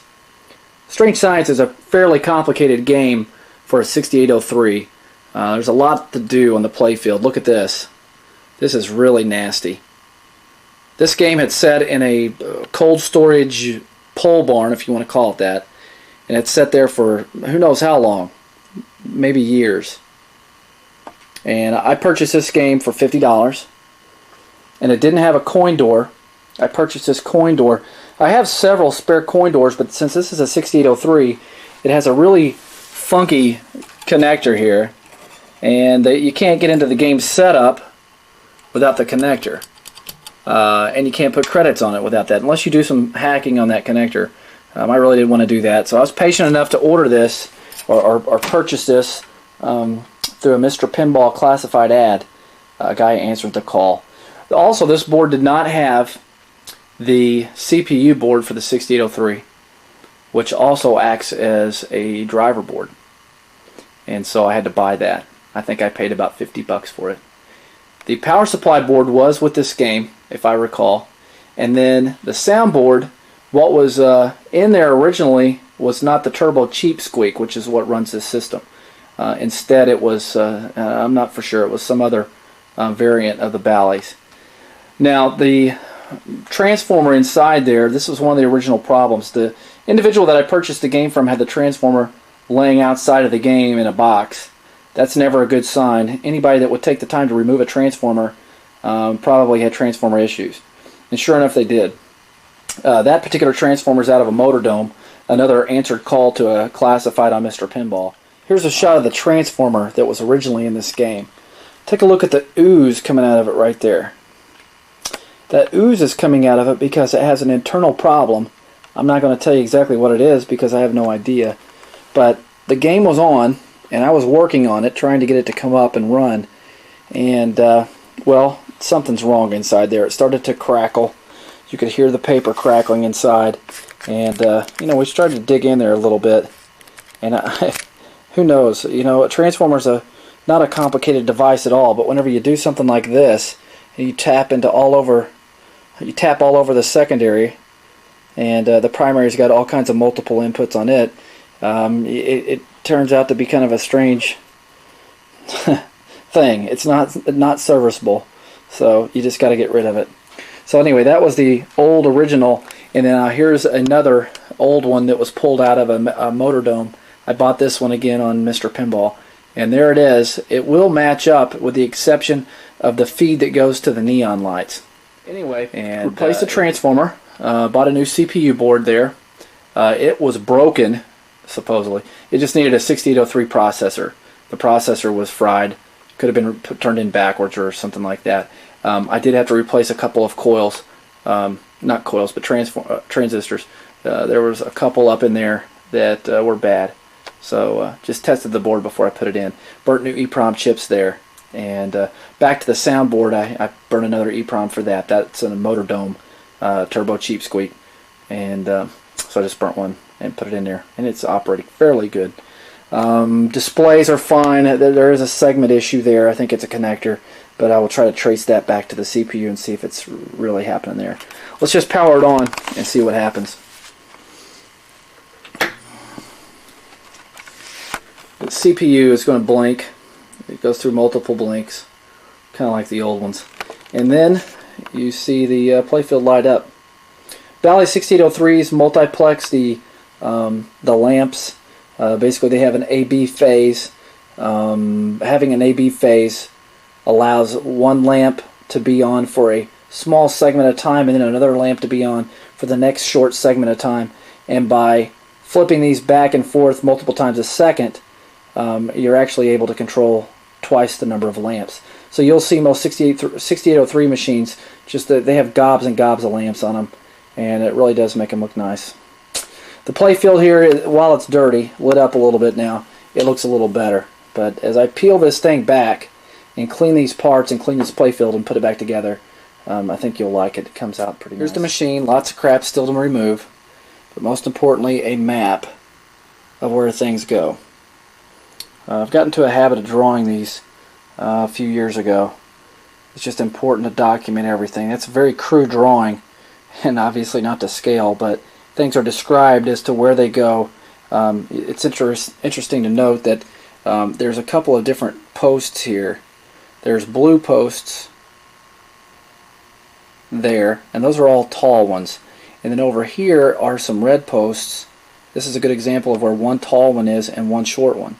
And then you have some that have Phillips screws in them, some that have post heads on them, like that, be a post head. And then you have rubber that surrounds some of them, like there. So you got to document all that. And hopefully that's what I've done well enough here on paper.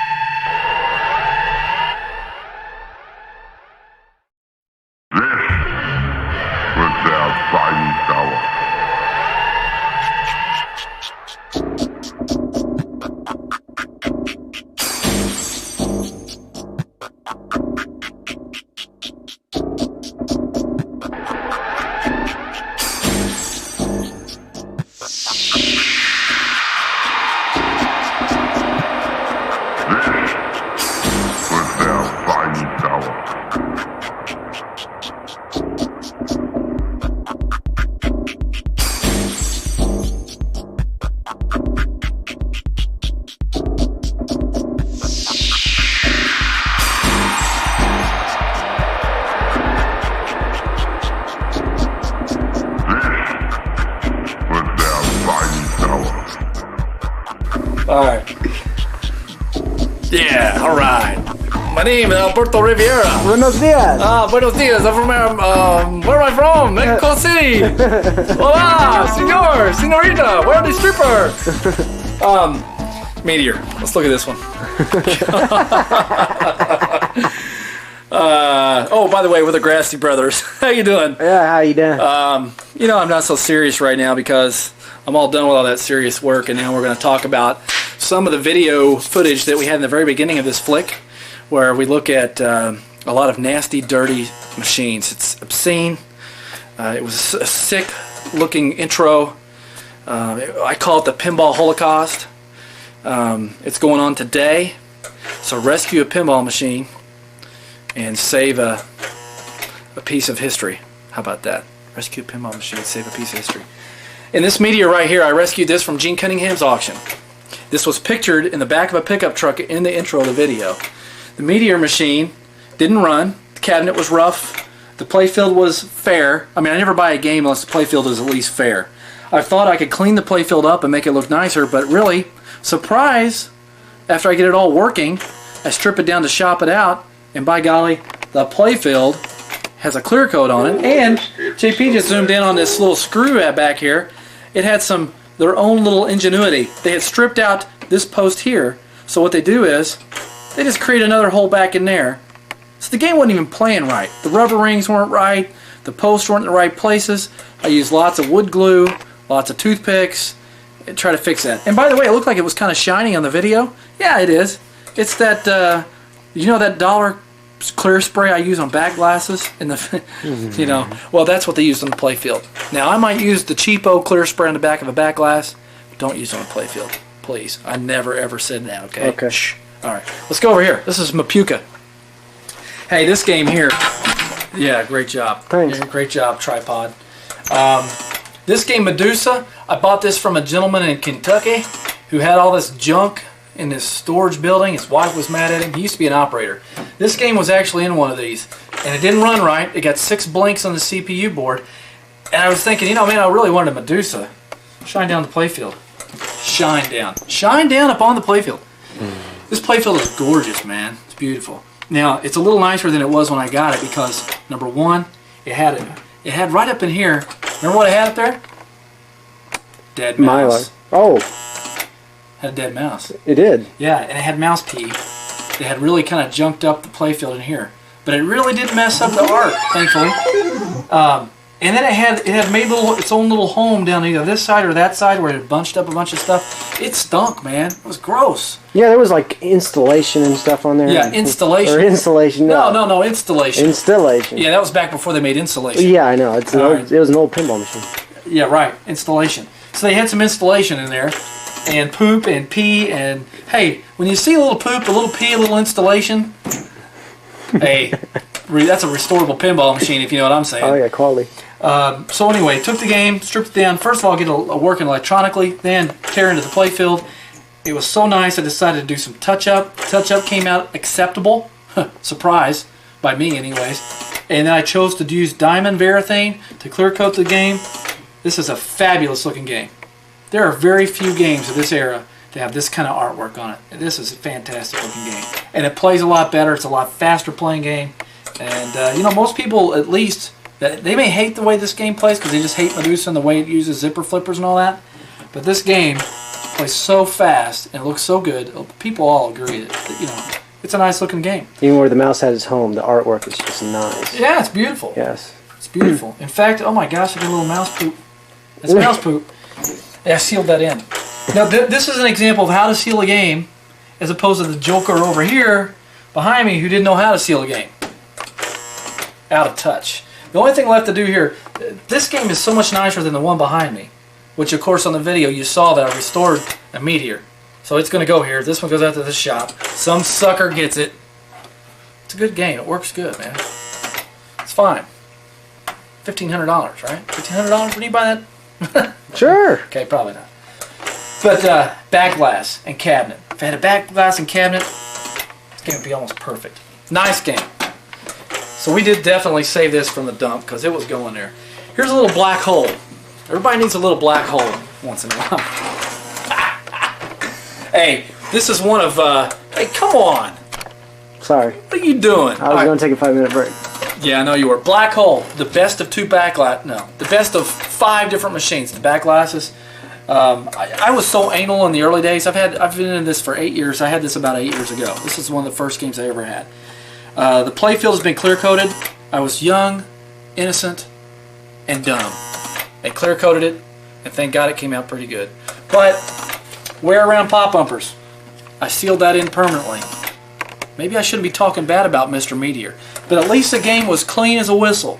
Okay, you could have lapped molasses off of it. Well, you could do that now too, by the way. But clean the Playfield, strip the Playfield, diamond varathane, sprayed it, came out really nice. Everybody loves this game. Wouldn't you agree? Oh yeah. It's one of the best Gottlieb Systematic games. Definitely a classic. A lot of people. It is a classic. A lot of people like it better than Haunted House. But what do they like about the game? It plays fast. Does this game not play as fast as a lot of games made 8-10 years after it? No, this plays a lot faster than a lot of games I've played. Super game. Yeah. And it's a challenge too. Yeah. Even to this day, it's still a really big challenge. As Peter Hall said, nothing escapes a black hole. Not even a mouse. Right? That's right. Peter Hall, Switzerland buddy, he's the one that inspired me to get into this crazy stuff anyway. My wife, had he lived in this area, she would have killed him already. Hey, Peter, thanks for your help. And much like the comparison with this and Medusa, one main thing they have in common, a mouse made a home out of it. That's right. And you know what? Why did the mouse even make a home in it? Because they were left for dead. Bring these things home, clean them up, make them look good. I don't think I have any black hole pictures in the intro, but it was worth bringing in and talking But also, about. black hole does have the little hamster tube.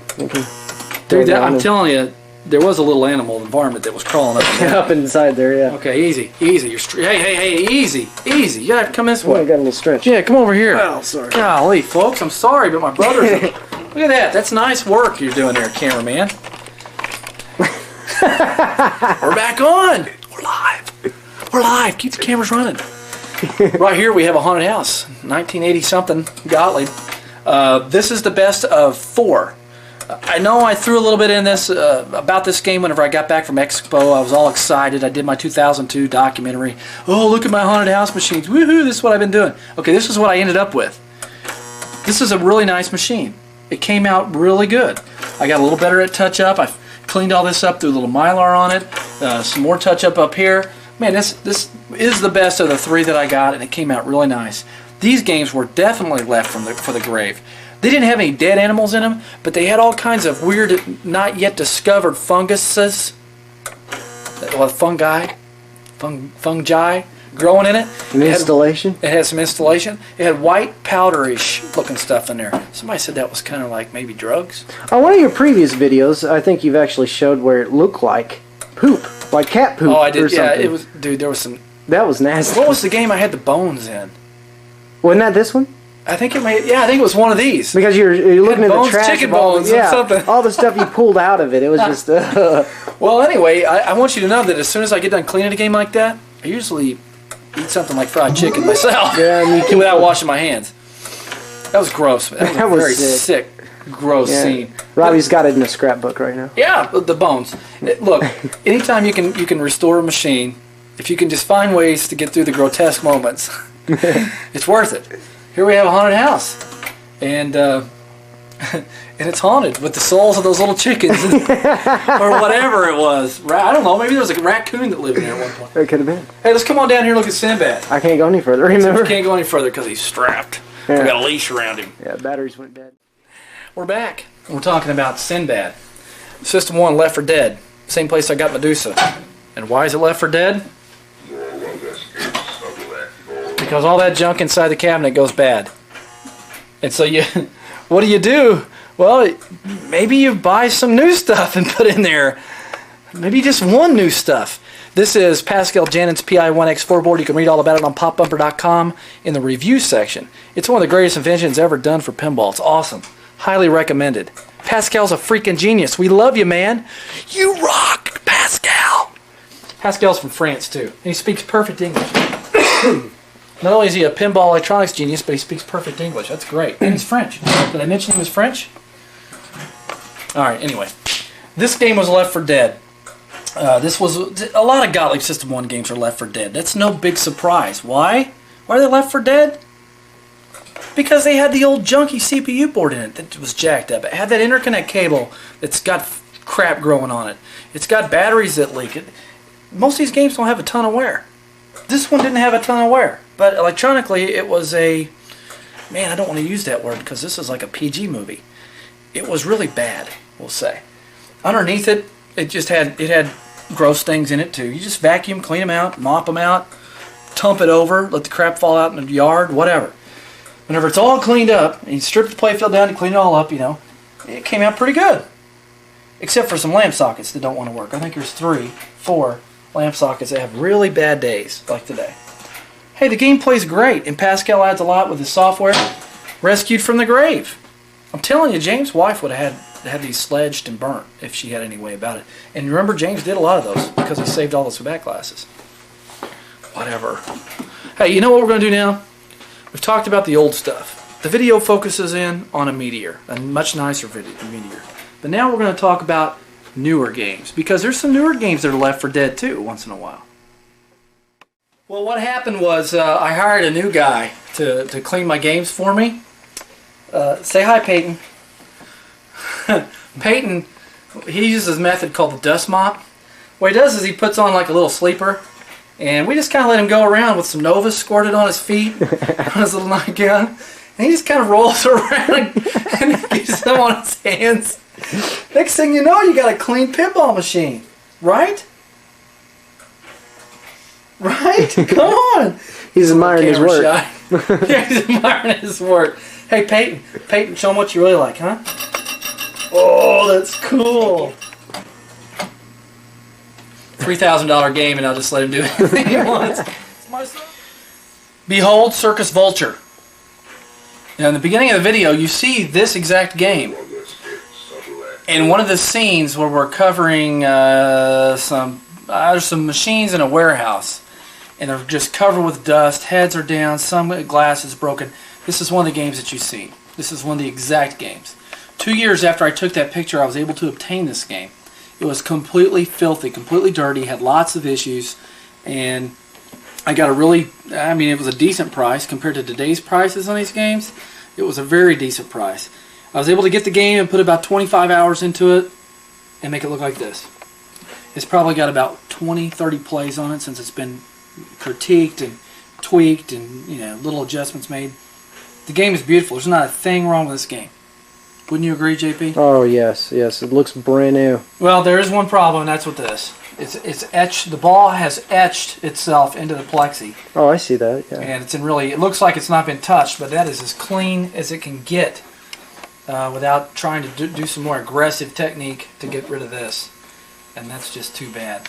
By the way, the popper, the coil that actually pops this ball is mounted right down here. No, it's actually mounted, I think, yeah, it's right in this area. That coil had broken off. The plastic behind this had actually cracked that area, and the coil, when I pulled this out, the coil fell right out of the thing. So I did some interesting work to try to get that. You actually used a piece of clear plexiglass and made it about 5 times bigger than it originally was, drilled some holes, put some screws in. You know, that's some of the stuff you got to do to bring this stuff back to life. Was this game left for dead? Well, yeah, because I had requested it to be brought down out of cold storage. It might be another couple years before someone ever worked on it. And it might have never been worked on. You just never know. Some operators just choose to let stuff stay up there and rot. You know. Thankfully, this one was pulled out. It's beautiful. Very happy with this game. No Good Gophers was in the same scene. I think it's a shot that shows Circus Voltaire, or one of the games, shows this exact No Good Gophers, just one right beside of it. And the same results on this game. It came out really, really nice. There's not a lot that you could do extra to this. I put a new decal on the spinner, and then the slam ramp that comes down has pounded a chip into the playfield. I could have used a more aggressive technique to clean that up, but I chose not to. I just cleaned it really well. I didn't try to restore that part. Somebody else could have. I just chose to clean it up, make it look the best that I could, and cover it with Mylar. There you go. So we go from about 1980. I've already shut it off. Yeah, so there's a dead 1980 game. All the way to 97. And, you know, you can rescue all these games. What eventually happens is people, operators, the main, no matter what you believe out there, or no, let me rephrase that. No matter what you've heard out there, it's the operators that control this market, okay? You got to trust me on this. The operators are the ones who are going to buy this machine more than anybody else, any of these machines. The operators are going to use them for a while. The smart ones are going to sell them and get the final return on their investment. The ones that aren't so smart are going to keep them around and not play them. They're going to be put in cold storage. So any opportunity that you have to claim a game and restore it, do it. Bring it back to life. That's it from Pop Bumper Land. See ya.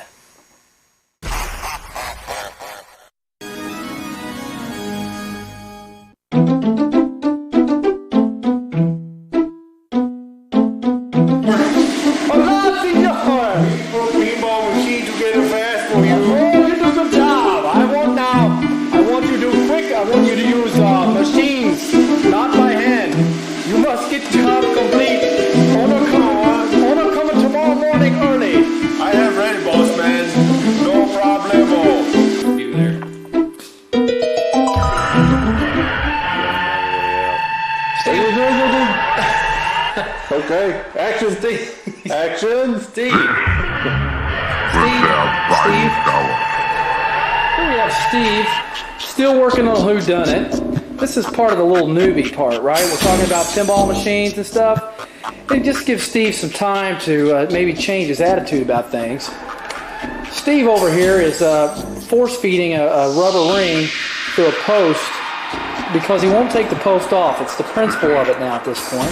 Steve, you want to back up just for a second, let the people at home see what you're screwing up here? Sure. Well, real quick. Move that left hand. Real quick, Steve. Pop off. All right, see that right there? There's that rubber ring. And all he has to do is take the post off, put the rubber ring on it, screw it down, and then stretch it over to the left post. But he's got the pop-upper cap already on. 3 screws, and this thing would be on 10 minutes ago. But anyway, he's still fighting it. He's going to show it who the boss is. You didn't even change your attitude with the camera. You don't care. You know why? Because I want to do my celebration dance when I get it on there. Now, you know, he does run the risk of, one thing, gouging the playfield with a standard screwdriver, B, cutting the rubber in half, or at least putting a weak joint in it, so it does break later on, and that's going to be a heller to replace once the ramps are back on. But you know what? If it happens, I'm going to say, I told you so. What are you going to say if I get it on there and it's on there?